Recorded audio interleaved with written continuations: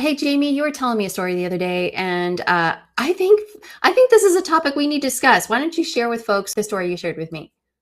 We invited about 20 employers over to Maryville a couple of weeks ago to just kind of start talking about what do students need to know by the time they exit our doors. And the answers were fascinating. They had two main topics. Number one, communication skills. I Yeah. agree, actually, but we're going to leave that one for another day. The other one was just how annoyed they were that every student seemed to require step by step instructions or demonstrations for every little thing they were expected to do. That's fascinating. And I saw this same thing this semester when I was teaching a new course, new to me, and it had a big written assignment at the end. And I had several students ask me to break it down for them into chunks and what should be done by when, because so that they could get it done. And which I thought was very odd, but I did it. I enabled it, just saying. I think both you and I are experiencing the same frustration that students are creating in their employers as well as soon as they exit this building that we are in. So the question becomes, what is going on here?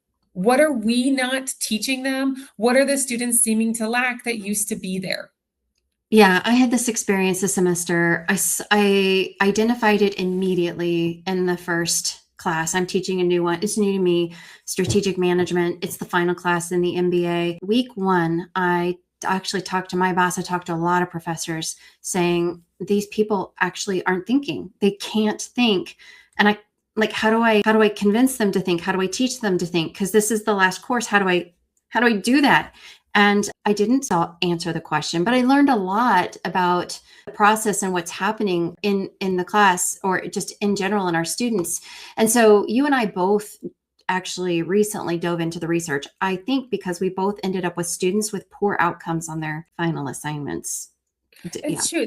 And then I've got employers actually coming in saying that they're frustrated with the exact same thing. So this is exactly. not just a school-based issue. This is in a world-based issue, to be honest, right? And it's going to affect the Absolutely. employers who are hopefully eventually going to hire our students.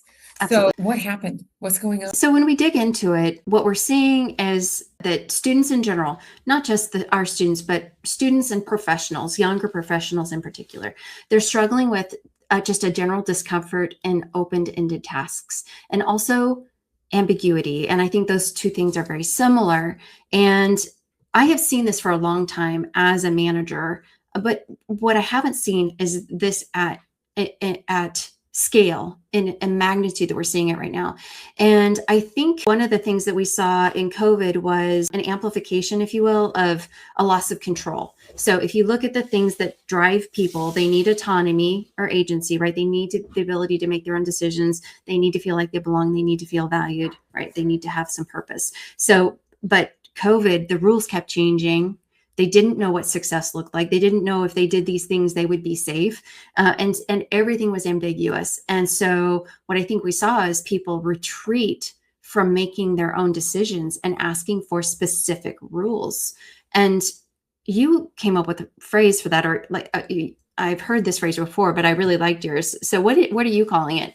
So, learned helplessness, right? This is a construct that's been in the literature for quite some time. The whole idea is that when you lose control, when you and become risk averse, you don't think your own agency is going to change the outcome. You start realizing that the next task you're going to get, the next task you're going to get, that you're going to not be able to move the needle. So, you ask for more and more help. You stop trying to do some things on your own because you believe that there's no real chance. You lose risk tolerance, you lose your agency, you have become very risk adverse, right? And it's annoying. Like in the college setting that we're in, it results in things like this. We talk about COVID, right? Historically, we were all in the classroom. You were going to give an assignment. It had like a couple of lines in it, some rules associated with it. You talk through the assignment in class. The students might be able to ask some questions if there was some real confusion, but you did not have to worry about putting a step-by-step instruction in the assignment. You may have done some practice problems on the board. You may have given some examples potentially, but it was up to the Mm. student to absorb what you were saying and then translate it at home into the assignment. Mhm. COVID happens, we're no longer face to face, and I am now potentially even doing an asynchronous course where I am now giving step by step micro instructions. I'm giving example answers. I'm giving example problems, example papers. Right. And let's just, for a moment, let's talk about why you're doing that, because I have never had the luxury of teaching an in-person class for in college. I've worked with professionals and top professionals, and it was always in person. But immediately I recognize when you do this online, you can't see their face. You don't get to see the bewildered or dazed or glazed look. So we literally have no idea if someone's absorbing it. And I think that's why we started like, I got to make Getting sure. every possible answer Mhm. that's there, right? In my basic accounting class before an exam, there is a review sheet, there are extra practice problems, there's an AI quiz bot that they can use. They are asking for exactly how many multiple choice questions there are, how many short answers there are, how many problems they are, what are the problem topics associated with it. They are quizzing me like a crazy person to basically find out exactly what is on that paper so they can study that exact thing so that they are prepared for the exam. Now, part of me says kudos to you for trying to know exactly how to spend your time, right? But for most of it, it is the fact that we have been giving them this for so long that they're expecting it. It's that learned helplessness associated with it. And the worst part for you and I is that it actually is going to affect everybody that we're dealing with. There may be some students who actually do need this and this and this and this in order to be able to succeed. But most of the students probably only need one of them. If none of them is a possibility, you can simply say, we're going to have a test on chapter 2. And then the student has to figure out what's happening. Right. That's probably enough for most students. But now that they've gotten used to or trained to They've been need trained. all of this stuff, that's the Right. learned part of learned helplessness that's there. Right. And there's an opposite construct, though, that we're so much more used to, and we expect in our employees if we are an employer, right? And that is Mhm. learned industriousness, right? Right. And that And is the idea of going out and getting things, succeeding, right? One success breeds another. It's a part of grit that we all really admire when we have employees who have it. and so industriousness in that case is perseverance. It is being able to tolerate some challenges, taking risks, taking calculated risks, right? And understanding that they may not work out and dealing with ambiguity. And all these things have existed all along. We're just seeing an entirely new level of it, I think. I think I with you think and we are Jeremy. because we first had COVID, right? So it made Mhm. it worse. And then 2023 happened and we introduced a new tool to make it even worse. Exactly. So I feel really bad for employers right now too, because they've been seeing this too, this learned helplessness, and now there's a tool that's really making it worse. And MIT published a study. It's not peer reviewed because they released it because they were so concerned about what they found. It is going through the peer review process, but the study basically had groups of students or people write essays for SATs. They gave them topics, and each group wrote a series of 3 essays and then a final essay. And group 1 was assigned to use ChatGPT from the beginning. Group 2 was assigned to use Google search. They could use Google search as a tool. And group 3 used no tools, only their brain. And so they group 1, the one that had access to ChatGPT, started with ChatGPT using the tool and would refine some of the components and then submit it. By the third one, they were no longer refining anything. They were just copying and pasting straight out of ChatGPT because it looked good. The group 2 actually performed pretty well on these things using Google to information, and essentially they were using information found through Google to construct their responses. This is not the Google AI. This is true, just Google search. I want to clarify. And then group 3, obviously, theirs were more creative. They had like personal depth, because it wasn't created by a machine. But what's super interesting is what happened in the very final assessment, where they told every single person, okay, we're not going to hand you your previous essays, but we want you to go back and rewrite, think of one of your previous essays and rewrite it. Group 1, the ChatGPT group, was only allowed to use their brain. Group 3 was allowed to use ChatGPT. But what they did is they studied their brain waves. Group one had no recall whatsoever of their original essays. And in fact, they had not learned or synthesized the information. Group three and two did actually really well. Group three did the best. They had the highest creativity, the highest brain function, the highest learning and recall. And group two is behind them, the Google group. But it tells us very clearly that there are mechanisms that are making this learned helplessness significantly worse. And it happened in the span of about 6 months to a year.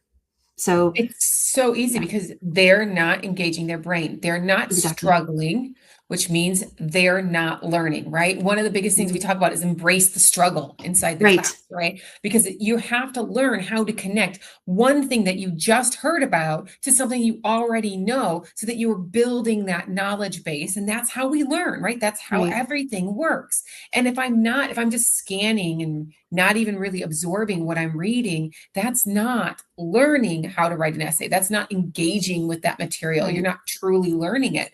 And that's a big problem for employers. So what Right. skills are we killing with this learned helplessness? So it's one of them is the one that I identified early on, which I didn't really understand. I've been trying to understand the definition, but I just said they're missing critical thinking. I'm like, I don't know that I knew the definition or still know the definition of it, but basically they're not processing, they're not synthesizing. And if you look at the definitions of critical thinking, it's essentially taking information, conceptualizing it, applying it, analyzing, synthesizing, evaluating, and then actually being able to do something with it. And that do something with it is judgment. And that is the ability to make sense of what the information is in front of you. It's making a decision, but having a quality in the decision. So is the decision good quality or bad quality? And then also being responsible for your action. One of the things from that MIT study is the people who wrote it themselves felt higher pride of ownership, whereas the group that used ChatGPT felt no ownership whatsoever. Lack of ownership is a lack of accountability, which is a very dangerous thing in a professional environment, right? That is something that I know your employers, they want people to have ownership over the decisions they make, and they want them to be accountable for them so that they absorb the repercussions, not the business, right? Yeah, exactly right. So what can employers do? What are the solutions here? Because we've created this huge problem. It's going to potentially get worse, right? The schools are slightly to blame for it. I'm not going to lie, but it's also happening amongst professionals as well. Yeah. It's not just within the schools. It's not just a younger generation issue. This is across all Yes. of employment, really. But what does it mean for managers? What do we need to do now to try to Right. reintroduce that judgment, that critical thinking, that learned industriousness that is so critical Right. for company success? So, just from my personal experience, when I take a giant step back from this problem, I have seen this before. I've coached it many, many times in business. And there's some great authors out there. Brene Brown is brilliant with this. It's basically, Clear as yeah, kind is one of my favorite things. clear as Now, sky. Yes, clear as yes, kind is also why we have some of this issue, but that's different. yes, exactly. Yeah, being too clear. Being clear isn't necessarily telling people exactly what to do. When you do that, that removes their autonomy. Yeah, Clear, when she talks about it, is clearly define the outcome and the expectations. And expectations are not how. The expectations are the end product. So managers who very clearly define the outcome and who then also give you guardrails like this is definitely a not do, this is definitely a do, but anything in between, that is your right, your choice to make.